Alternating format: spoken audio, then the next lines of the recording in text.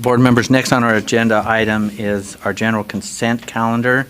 We have some new board members here, but at this time, before I seek a motion for the general consent calendars or any items that board members want to remove from the consent calendar, Board Member Earl? Yes, I would like number 9, the information on URAD notification letter removed. I'd also like number 10, information, science and engineering education seed standards implementation plan. Items. Board Member Scott Hansen. Yeah, if I could move to remove 7 from the consent calendar. That one's public education and regional service centers.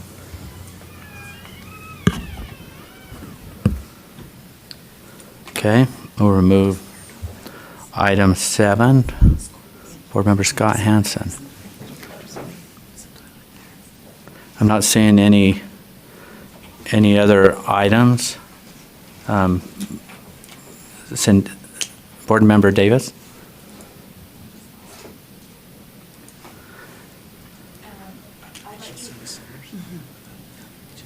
It shows that it's on. Is it working? Okay, try it again. There's a light's not on though. I know, but okay.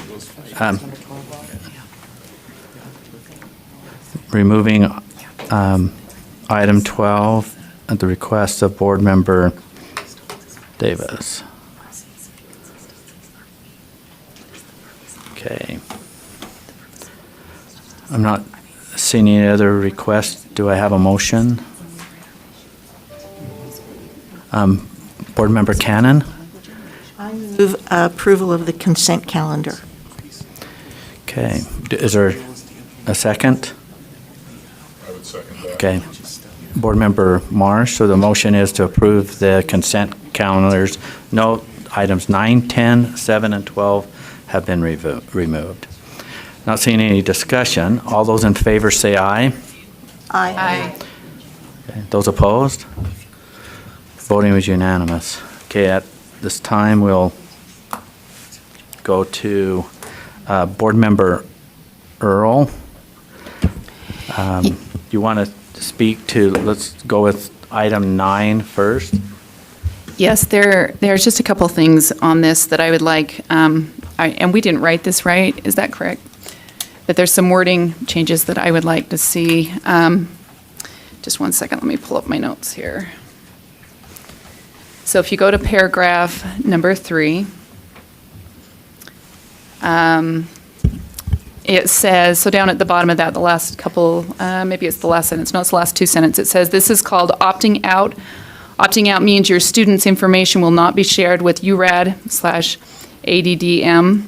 If you want the USB to share this information, okay, so you've got 2 options. You can either opt out or you can leave it as it is. But then there's this phrasing in there that says, if you want USB to share this information, I think that's where it needs to stop, with URAD/ADDM, you don't need to do anything. For some reason we have in there, we have this information of but then there's this phrasing in there that says, if you want USB to share this information, I think that's where it needs to stop, with URAD/ADDM, you don't need to do anything. For some reason we have in there, we have this information of if you want us to share, then we'll help improve services for children with autism. We've already talked about that up above. We know what the purpose is of this. It's if you want to do this, then don't do anything. If you want your information, then we'll help improve services for children with autism. We've already talked about that up above. We know what the purpose is of this. It's if you want to do this, then don't do anything. If you want your information. If you don't want your information, then this is how you opt out. And then this is how you opt out. And then the second one is to move paragraph 3. Oh, wait, sorry. Where's the second? To move paragraph 3. Oh, wait, sorry. Parent rights. So we talk about parent rights, so I guess it wouldn't be paragraph 3, it'd be paragraph 4 to move it, so it's closer to where the parents' rights are.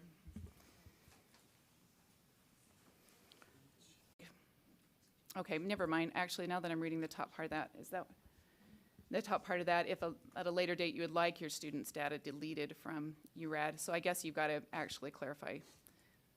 So, okay, so I would like that part changed, so. Superintendent Dixon, this is still in your kind of wheelhouse. Do you want someone to speak to that, or are we gonna, okay. Do you want to turn your, Yeah, I mean, we already talked about that. It's either you are in or you're out. This just makes it like a double jeopardy, yeah.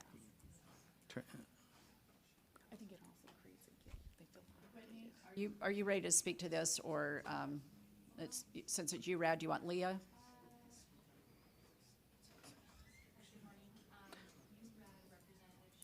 Be here.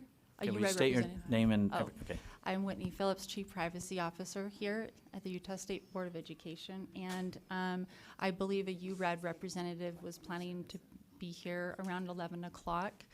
That's pretty soon. But we also have worked on a revised draft since then that we would be happy to share. We didn't get that revised draft until last night. Okay, so is this, how relevant is it that this get approved today? I think it was an information item, Because that's what I'm seeing on this too, so. and URAD's been very open with wordsmithing. I know Board Member Hansen So- had several changes she requested a few days ago, and they agreed to all of them.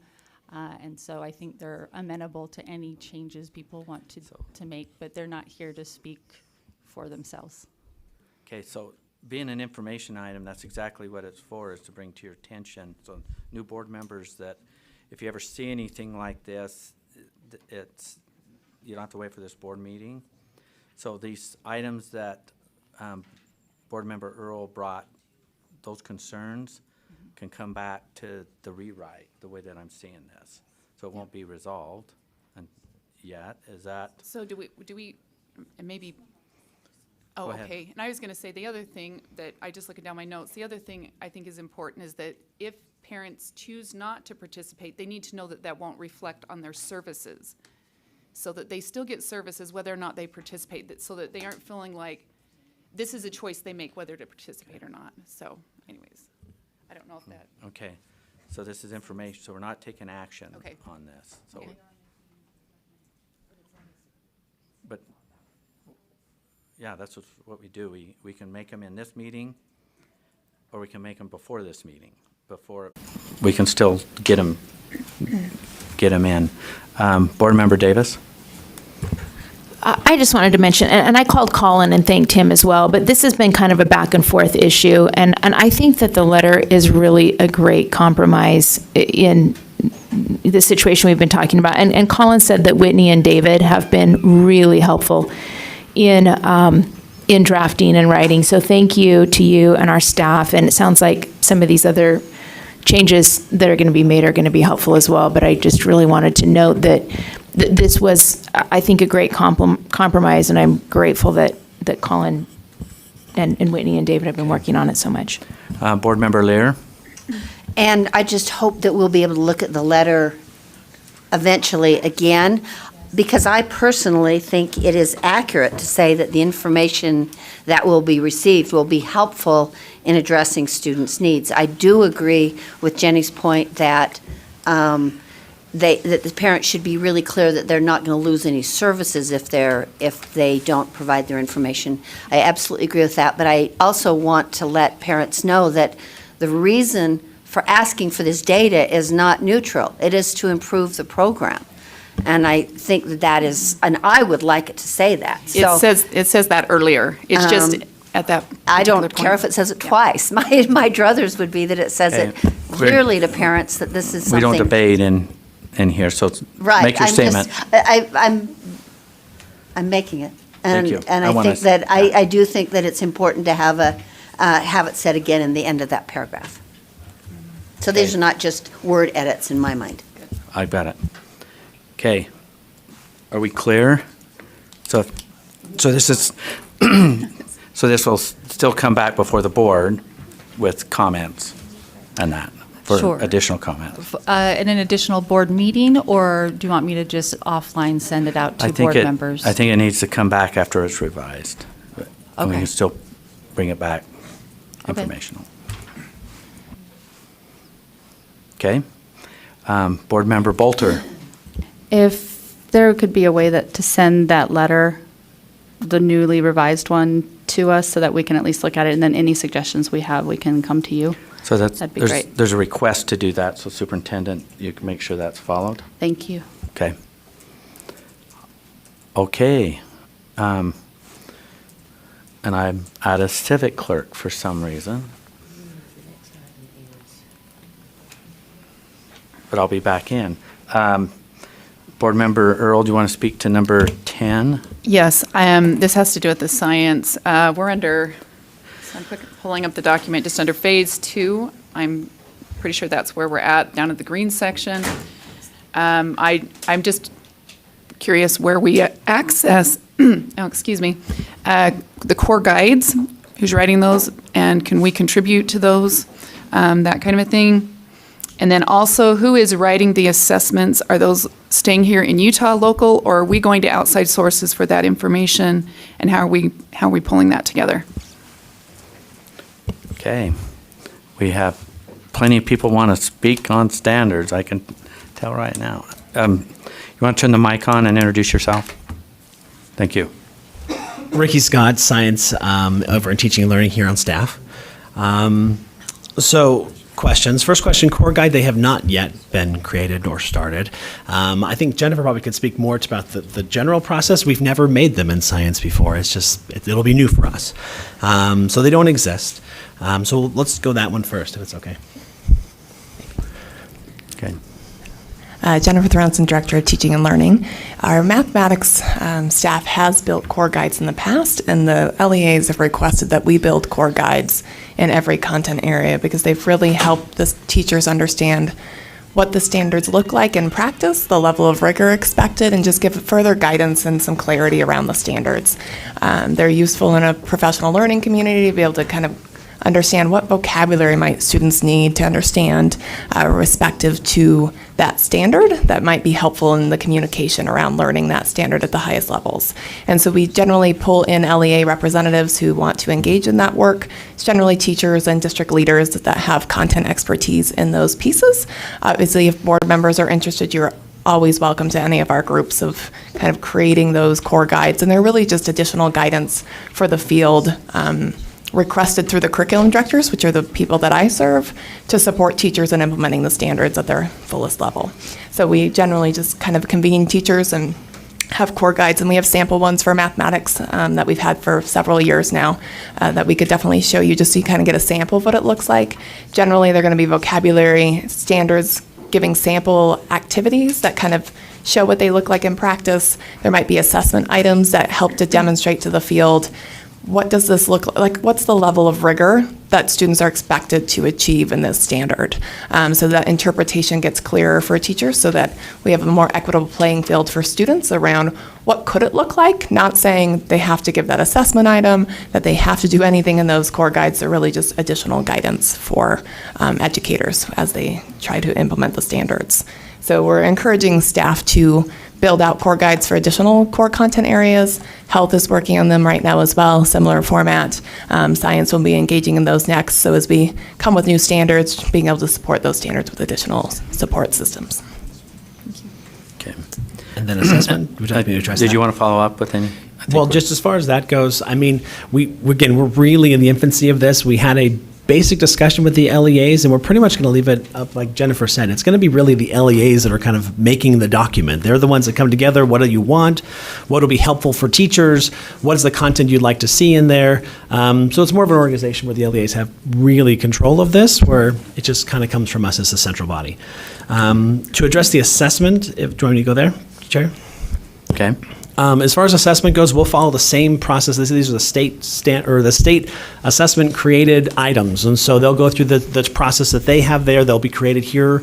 If they come from outside, they'll still go through the review process. I think really Darren should be the one to speak to this I know, more than anything he's else. gone. But they come from internal the assessment items. So generally, in practice, it'll follow the same procedures we've used for ELA and math and science in the past of having Utah educators develop items, review items, give feedback, having the parent committees come in and review as well. So it'll go through the typical process that we've seen in the past for our different state assessments. Okay, and again, this is an informational item. Did Right. you want to follow up? Yeah, I did want to follow up. So we are gathering in outside assessments. Is that correct? Then I know you're saying we're going through the process. I understand that we can take outside things and run through our process. Are we bringing in outside assessment questions? I would love that I can't speak to that is the problem.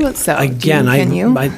All I can say is that, again, we are a part of the board did get us into a multi-state contract of sorts where we share items out, they share items with us, but the items that are written outside will come to our teachers to check for alignment for specific to our standards, make sure they match what we are teaching in our standards, and then go through the other process, including parent review, bias and sensitivity, all the other steps along the way. So there is the potential that it could come. Right now, that MOU or that contract with the other ones specifically is for 6 through 8.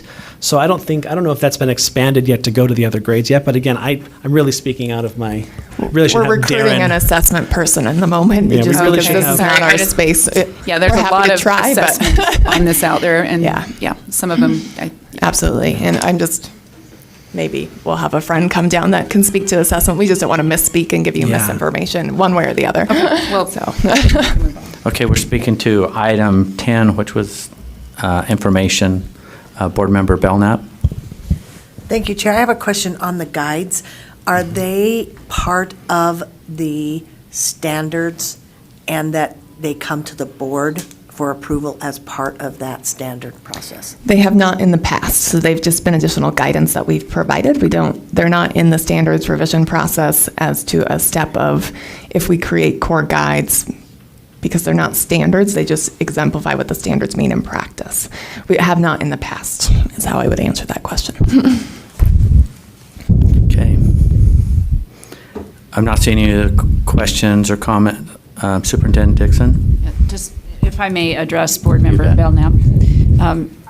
We've had this conversation in Standards and Committee before, a couple of years back, about any materials that the board puts forward. And so I think that would be a valid request to put it on standards. Do we have somebody breathing heavily from above? Or? Okay. Sorry. I think the key is what is required and what is required and what is nice to have. What are the support materials? So it's probably a good thing to revisit again, just in general, that would help Director Thronson in as we get all these requests from the field about these additional materials, and they're not required, but they do have the board's name on them. So if I would just throw that back to the board to say if that's something you want to talk about in standards assessment in a more global way, we can address that.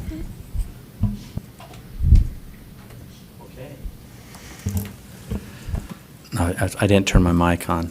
That wasn't me breathing, but I do breathe. Board Member Earl, you're good? yeah, I'm good. Maybe they can get back with me then. Okay, A little bit thank later. you. It sounds like they're looking at their information, so thank you. Board Member Scott Hansen, you had item 7. Paul, do you want to speak to the item 7? Yes, thank you, Chair. Just looking at draft 2 of the standard, or excuse me, of the rule, lines 28 and 29, speak about interlocal agreements that confirm and ratify regional service centers as of the effective date of the interlocal agreement. That just needs to be modified to match the statute, which talks about an agreement modifying or confirming and ratifying the title to property held in the name of a regional service center. It's 4B in the statute. So it's kind of a technical change. It looks like it's just a carryover from the previous version. So my motion would be that we adopt the language of 53G 410 4B in lines 28 and 29. Okay.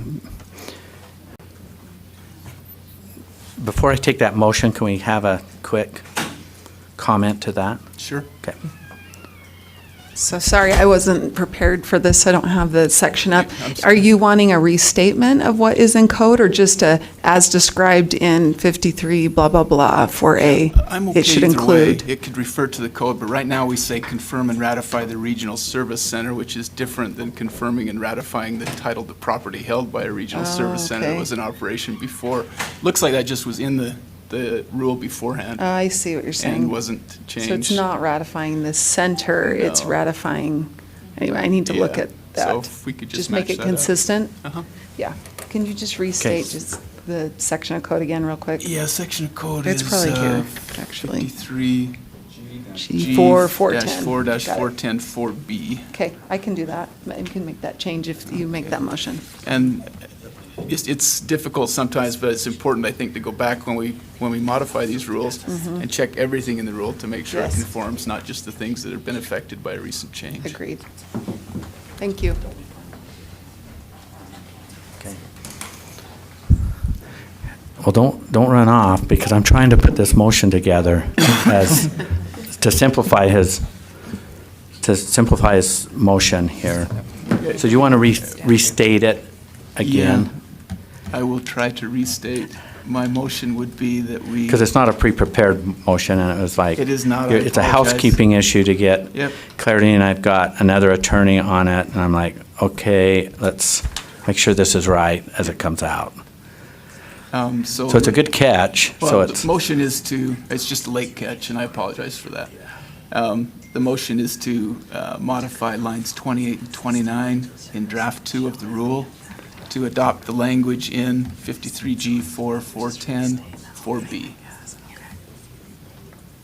Okay, And we can adopt that by reference or by using the actual language at this, at staff's preference. But I didn't get all the numbers in that, but she's got them, right? You have them? Yes, I don't have the exact way I'll write it, but I think I got the general gist of the motion. It's either to refer to that section of code or restate it. Yes. Is what I will do. Thank you. And I just haven't had I And just need a the second reference to of figure- code number again was? 53G-4-410 in subsection 4. Kind of states it in both A and B in different ways, because it depends on if the interlocal agreement was prior to 2011 or after 2011.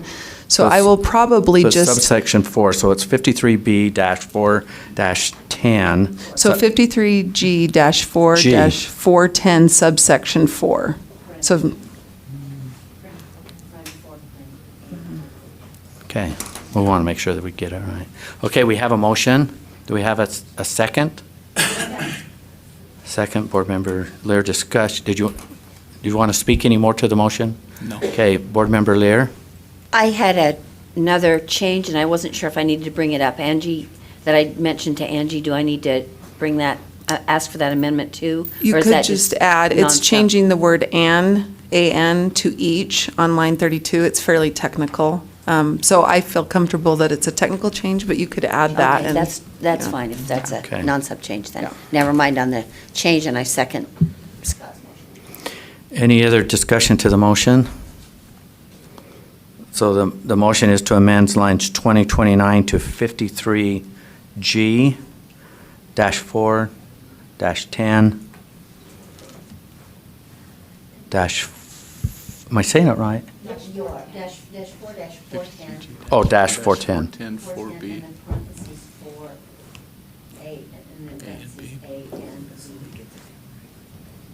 In parentheses, A and B. Okay, you have it, right? Okay. All in favor, say aye. Aye. Those opposed? Voting is unanimous. And Okay, regarding this particular, I do, and I'm sorry. okay, okay, we'll recognize it. Board Member Lear? Thank you. I did have one more just question, and Angie, in responding to my other concern, mentioned this briefly. I just want to make sure this is clear in my mind. So, based on practice, or, I didn't check the code reference, but every regional service center receives the same amount of money, is that right? That's correct. Regardless of how many units, subunits there are. So under this new practice, there could be two districts coming together to do a regional service center, and it would receive as much money as a much larger regional service center. Is that right? Yes, I believe so. I mean, I would imagine, let me see. Potentially, yeah, if there were another one created. Two districts could create a regional service center and get as much as news or cues or, unless we revisit the rule. Mm-hmm. Okay, if that should happen. Mhm. Okay, I just wanted to clarify that. Thank you. Okay. Well, it's an appropriation. Next, we'll go to Board Member Davis on item number 12. No, we need to approve that. That- Oh, didn't we vote on it? Just the amendment.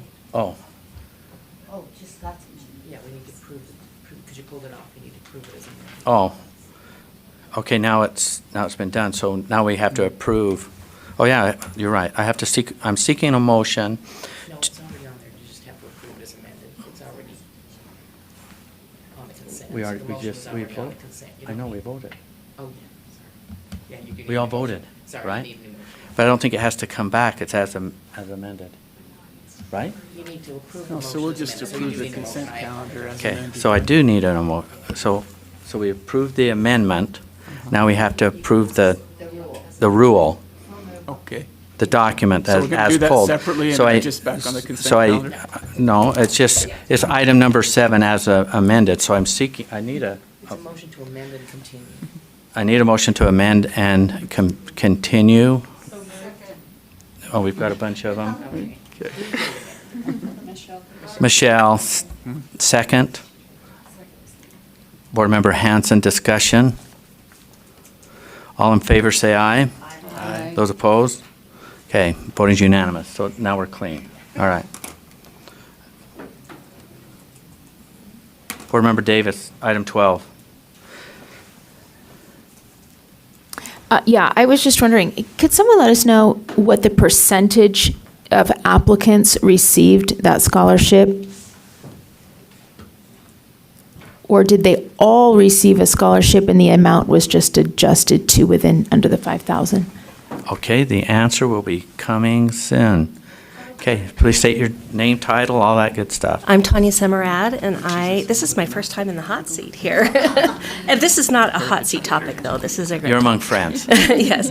I work in special education as the Autism and Significant Cognitive Disability Specialist, as well as some para projects. So I was in charge. This was my first year of kind of facilitating this committee meeting and the applicants and being present for the meeting. So last year, we had about 24 applicants, and we didn't give all our money away.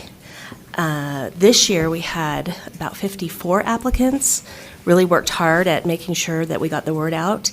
And the percentage, I'm not great at math right off the bat, but we had about half get some money. $2,000 went to most of the applicants, so the committee just right off the bat was, yes, these are all qualified applicants. And then there were, 4 others that were maybes, and we had just enough money to kind of put that into giving them not the full 2,000, but 1,500. There were quite a few that just did not qualify based on the rule. For instance, if you already have a degree, you don't qualify. And so a lot of the applicants already had a degree. So great applicants, and we loved what they were doing, but they just did not qualify. So there were only 5 who were just flat out no's. Most of them were just don't qualify. Interesting. Okay, Can I ask a follow-up? follow-up? Would it be possible in the future years also to include the schools and districts that they come from? Sure, absolutely. That'd On be that spreadsheet, great. yeah. Thanks so Yes. much. Okay. Thank you. This was an information item, so we're not taking action. So that takes care of everything on our consent.